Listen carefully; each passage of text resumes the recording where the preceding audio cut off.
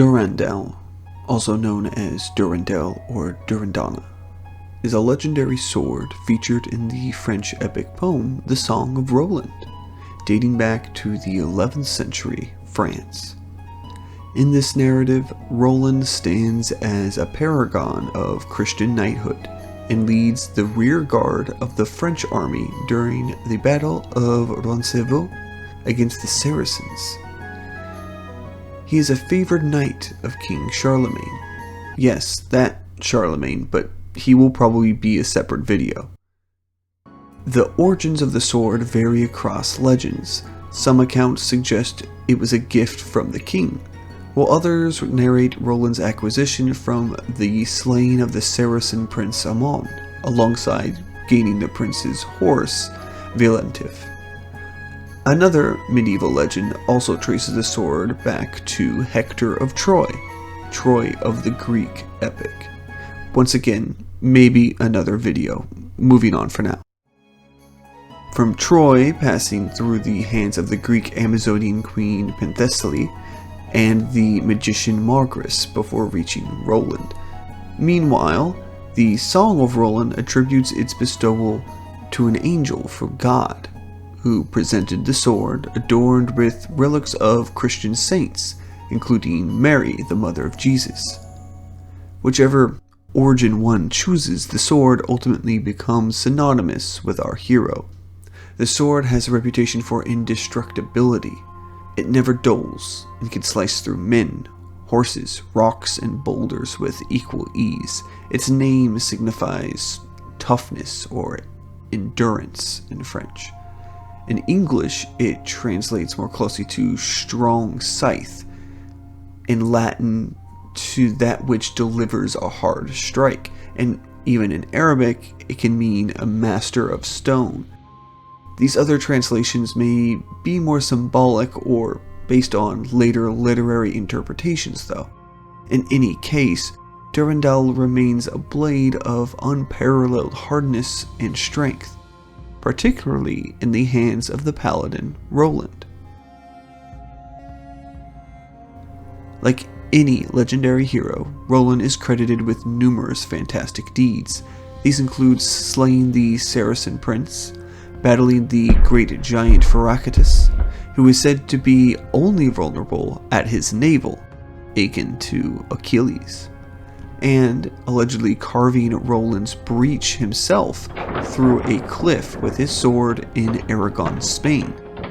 His exploits extend into German tales, where he becomes a symbol of freedom in many of its towns, and to Norway, where he features in the Carlomagnes saga. Dante even meets Roland, referred to as Orlando in Italian, in the Heaven of Mars in the Divine Comedy. No, not enough time.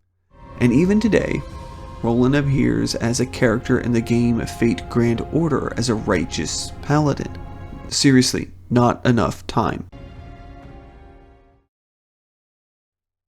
The story that captures our attention, however, is the Battle of Roncesvalles Pass.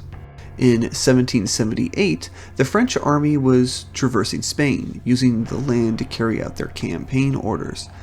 During their march, Vasconian raiders ambushed the army's rear, resulting in numerous casualties. Roland, mortally wounded and fearing that his sword, Durandal, would be seized by the enemy, tried to destroy it by striking a boulder. The sword, of course living up to its reputation, did not break.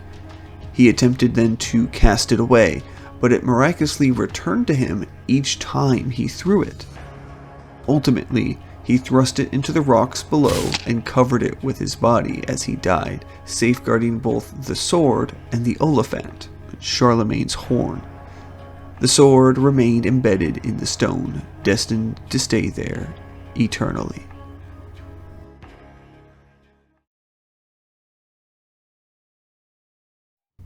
So, what is the Sword of Durandal then?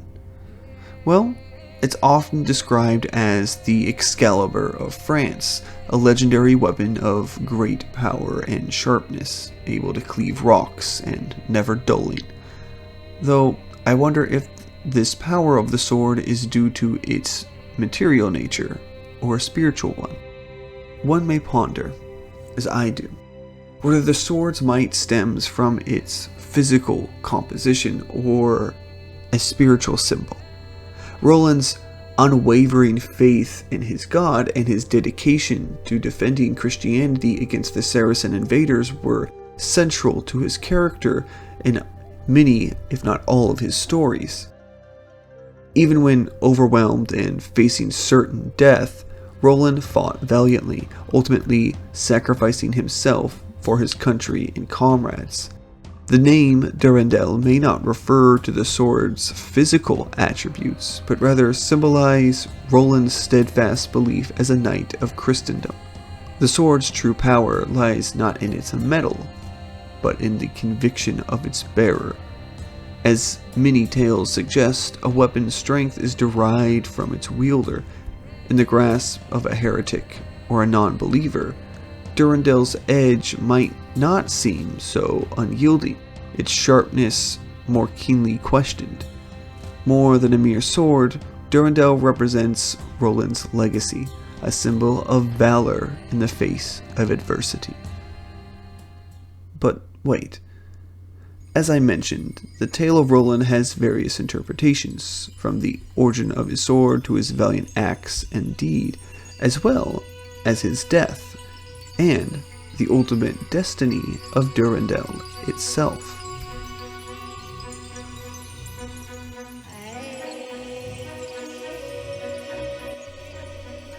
While one version claims it was cleft into the stone at Roncesvalles Pass to remain forever, another compelling story emerges if you indulge in the local legends of Roland of France.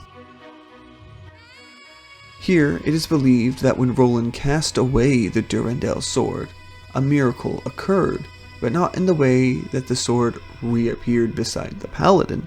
Instead, Roland hurled the sword with such force that it traveled over 300 kilometers from the pass to this town, embedding itself in the rock face.